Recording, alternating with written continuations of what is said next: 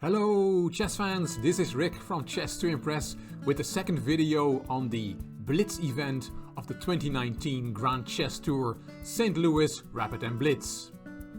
If you did not see the first video, I will link it at the end of this video. 45 Blitz games were played on day 2, the same pairings but then with reversed colors. 5 minutes per game plus a 3-second delay, a win is worth 1 point, a draw half a point.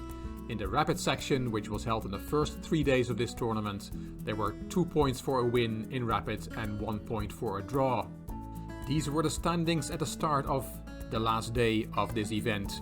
You can see the Rapid scores there and the Blitz scores from the first day and the overall score. Maxime Vachier-Lagrave was leading the field by half a point ahead of Aronian, followed by Ding Liren and Yu Yangyi, the two Chinese players. What really strikes is the 7th position of the world champion Magnus Carlsen, who's also regarded as the strongest Rapid and Blitz player on the planet. Carlsen had a bad event. These are the Blitz ratings before the event. Carlsen number 1 in Blitz, but by the end of the event he had lost his number 1 world ranking to Hikaru Nakamura, who did not play in the St. Louis Rapid and Blitz. From the 45 games on game 2 I picked out 5. I will show you some snippets of those games where a blunder was made, not out of disrespect to these top grandmasters. I admire all these players a lot, but for entertainment, and it will make us mere mortals feel a little bit better that blunders are also made by the best players in the world. Let's start with the first round of day 2, the old Chinese clash, Ding versus Yu. And this is the position after the 35th move, b2, b3 from Ding Liren, who is white. Black is slightly better, his pieces are more active. And here Yu played a very nice move, the best move according to the engine. He sacrificed an exchange. Queen takes, and now black can take on a2, infiltrate with the queen. That was the point of the exchange sacrifice. Here rook e4 is the only move, neutralizing the pressure from that rook. But Ding blundered after queen takes a2. He played queen f2 and that loses on the spot. Yu found it, rook e2 was played. That rook is protected by the queen and by the knight. Queen d4 check to save his queen. King stepped aside and now there is really no defense for white. Let's play c6 to see what black's threat is. The threat is rook e1 check. Very nice move, setting up a checkmate with queen and knight. You have to take, and this is checkmate. And there's really no defense against that. In the game, rook a1 was played by Ding Liren, but that fails to the same move, rook e1 check, and Ding resigned. If you take with rook or with the king, then there is a checkmate. Nice finish from Yu Yangyi, who was a wildcard entry in this tournament. Very nice exchange sacrifice and a nice checkmating combination. The next one is from the second round on the last day. Aronian with white against Shahriar Mamedyarov. And let's take this one from the start. c4 from Aronian, knight f6, knight c3, g6, e4, e5, knight f3, knight c6. d4 was played, that pawn was taken, the knight takes back, the bishop gets fianchettoed. Aronian took on c6, Mamedyarov took back with the b-pawn, e5 kicking the knight, and queen e7 as an in-between move. Not saving the knight yet, the pawn is now pinned, cannot take the knight. Queen e2 breaking the pin, now the knight is hanging, and Mamedyarov went back to g8. Everything okay so far. Bishop f4, and now knight h6 is possible, or rook b8 is possible on the half open file, but Mamedyarov played queen e6, making room on e7 for his knight. That was his plan. Let's see what happened. Knight e4 was played by Aronian, and now f6 is a move, or f5, but here comes a blunder. Blunder alert. Mamedyarov followed his plan. He put the knight on e7. Knight g5 is the refutation, and black's queen has very few squares.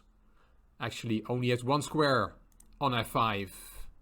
And now a beautiful move. If you want to look for yourself, how can you trap black's queen, then put the video on pause.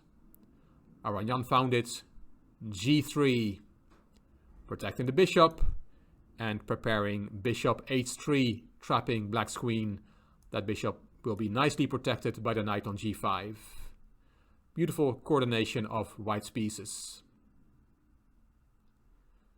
d5 was played by Mamedyarov, and there comes bishop h3, winning black's queen. Mamedyarov took on h3, knight takes and bishop takes. White has won the queen for just 2 minor pieces and went on to win this game. From the same round, let's look at what happened in Carlsen-Karjakin, the rematch of the 2016 World Championship match. Material is equal, but white is much better in this position. His pieces are much more active. Karjakin gave a check, queen c5. Carlsen stepped aside with his king, and now the engine wants to play king h8, not a great move, or rook f8, also not very attractive. These are the best moves according to the engine, after which white is a lot better, but still has to prove it. But those are not very human moves. Karjakin made a human move, rook c7, but there is a tactical flaw. Carlsen saw it. Knight e8 check is a knight fork, a backward knight fork. And Karjakin resigned. He's losing material and has a very bad position on top of that as well. From round 14, let's see what happened in the game between Louis Rapid from Hungary against Dominguez from the US. And let's take this one from the start too. d4 from Rapid, d5, c4, and we get a queen's gambit declined. Bishop g5, bishop e7, e3, the bishop gets kicked, moves back to h4, castling from Dominguez, rook c1, knight bd7, everything okay so far, and here Rapid decided to take in the center. E takes d5 is the main move, but Dominguez took with the knight. A bit dubious, but still playable. Now this bishop is hanging, so Rapid took on e7, and you really have to take back with the knight here. But Dominguez blundered, he took with the queen, and that's going to cost him a pawn. And the game has hardly started. Knight takes d5, e takes d5, and white can just take a pawn for free on c7. We've only played 11 moves. Queen b4 check from Dominguez. Does he win the pawn back with this double attack? No, he doesn't, because queen d2 solves both problems in one move. The game went on for a long time, but after 55 moves, Rapid won this game. The last fragment we're going to look at is from the penultimate round, where Maxime Vachier-Lagrave played Dominguez. Vachier-Lagrave had been on top of the rankings for the whole tournament and still had an outside chance to win the event.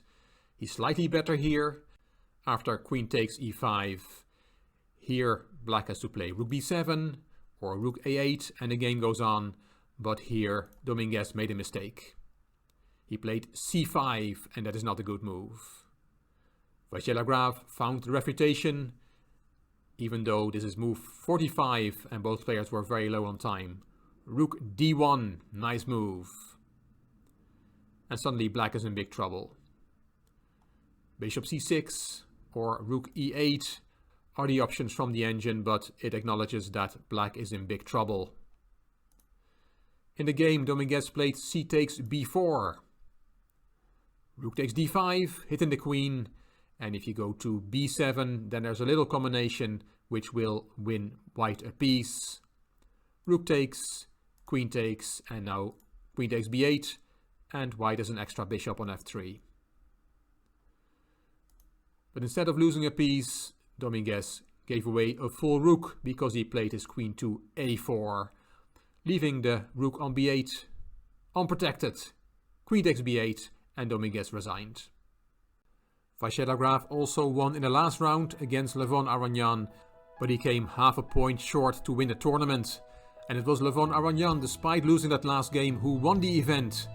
He said in his interview afterwards that when he won the World Blitz Championships that he in fact lost his last 2 games. A great performance in the rapid section and 50% in the Blitz gave him victory. 3 players half a point behind, the 2 Chinese players Yu and Ding and Vachier-Lagrave. You can see the remaining players there. Magnus Carlsen, the world champion, could reach no more than 50% in the Blitz section and ended in 6th place. At the bottom, luckless Shahryar Mamedyarov.